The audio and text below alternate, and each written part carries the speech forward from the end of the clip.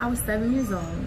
I think I saw like a infomercial on TV, and I was going through a lot at the time in my life. I grew up in the system, so I didn't really have my mom and my dad around, and I knew that that was going to be the way I was going to make it out of my situation, out of my,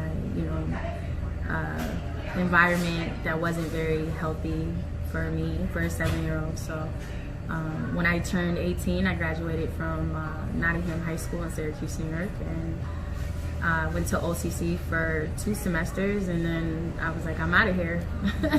I joined the Navy in 2011. I shipped out on 2011, October 31st. I reported November 1st.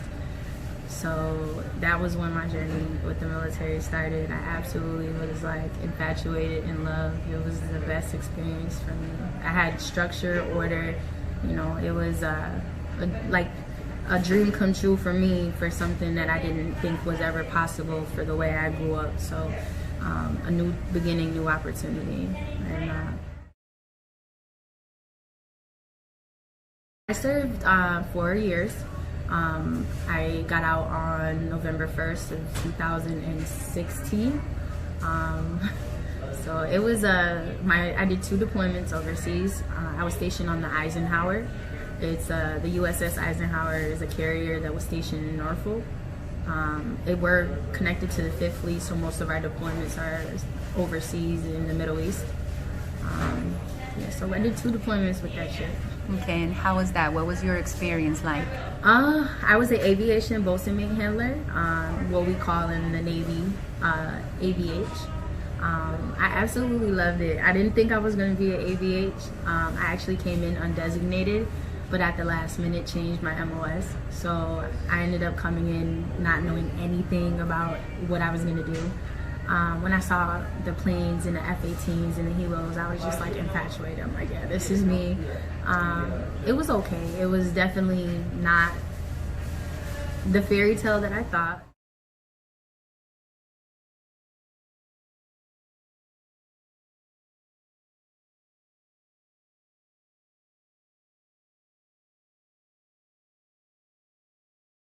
And when it came time to get out, I didn't want to. It was very hard for me to accept it.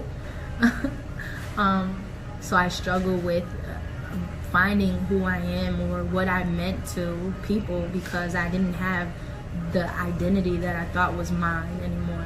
So it was very hard to transition to becoming a civilian when you don't see yourself as a person. They teach you not to be a person, and I had to find a way to be a person again. 2016, November 1st was my last official day. What happened after that? To be honest, it was everything felt like a blur. I got so depressed. I wore a uniform for 2 weeks straight because I had no clothes. I didn't know how to be a civilian. I had no sneakers. Things so simple to someone who hasn't committed their life to a cause in that way wouldn't really understand what it feels like to own a pair of sneakers. It's something so simple, but to us it's a little bit harder. How do I start over? What do I even like? I was told to like things, so I don't know what to like anymore. And it was a very big struggle until I was connected with the VA and started to get the mental health assistance and the treatment. After my brother's death in 2016, because in the same year that I got out of the Navy, I lost my brother, too violently, and I knew that mentally I was not in the place where I was willing to live for anything.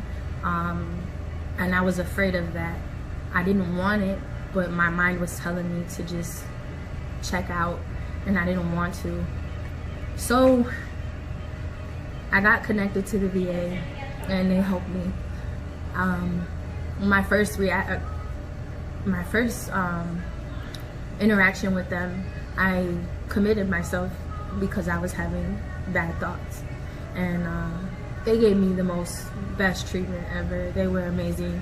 I got started on some medications, and they corrected it because I was doing mental health in the military too because of the stress.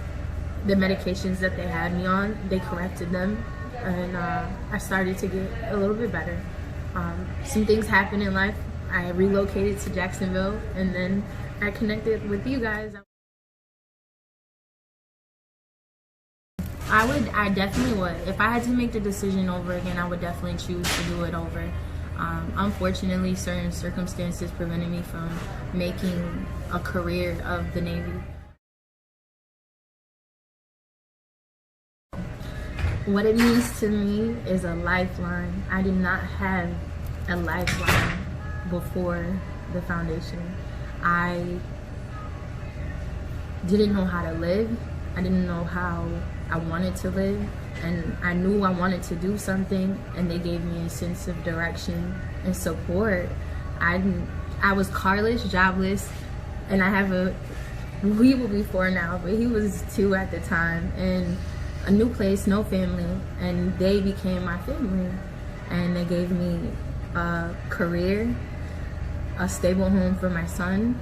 You know, within not even 2-3 weeks, my car was on the road and repaired, and I was able to have transportation to work. It was the key things that we as people need to survive, and they provided those tools. So I wouldn't be here, my son wouldn't be here, and I don't know. They provided me with a life I didn't want or thought I wanted. Thank you, Suze. You're welcome.